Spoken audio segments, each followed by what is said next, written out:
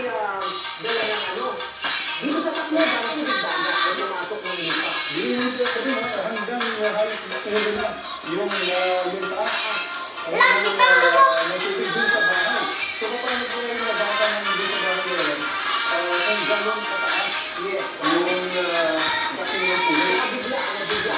Ngayon mga kaibigan, isa rin sa mga matinding ginawa ng Bagyong Yolanda ang nalamigan ng Cebu. Isolated ang ilang mga bayan ng maraming mga gusali at bahay ang nawasak pa rin doon.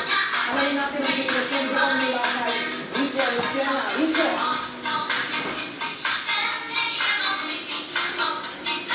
Yan ang mga bayan ay dito sa Northern Cebu na isolated pa rin hanggang sa mga oras na ito. Ito yung mga bayan ko na partikular sa isla ng Bantayan, tatlong bayan sa Angkulina na wala pa rin tayong komunikasyon at hindi pa rin nakapasok yung mga kakatandang baga patungo sa tatlong bayan na yan. Pero kanina ko rin na nakatanggap tayo ng text message mula kay Mayor Chris Escario ng Bantayan. Ayon sa kanya, Angkulina, mayroong 7 localidad.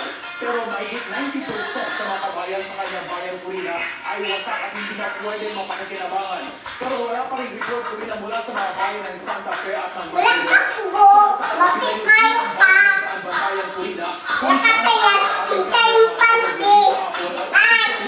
ang pagdating ni Bagyong Yolanda. Ito yung kuha natin Purina mula alas 9:30 ng umaga hanggang pasado alas 11 ng umaga kung saan naglandfall ang Bagyong Yolanda.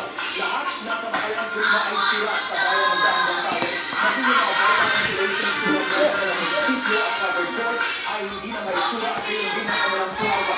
Ayon sa mayor ng Bantayan, hindi pa na alam kung ilan yung authority sa kanyang bayan ay hindi siya pwede makapag-communicate doon sa mga barrier social media dahil nga sira yung telepono, sira yung komunikasyon at walang kuryente sa kanyang bayan Purina. Pero ayon sa mga residente, kinakailangan din ng tubig, pagkain, gamot at lalo na yung generator dahil nga wala pa rin kuryente sa kanyang lugar. Gumamit ang kanilang mga motorsiklo, kaya motorsiklo lang kasi Purina. Isbang ito.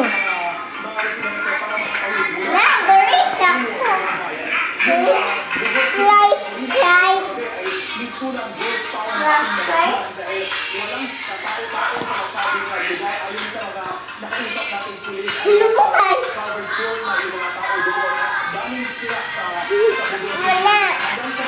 Sama.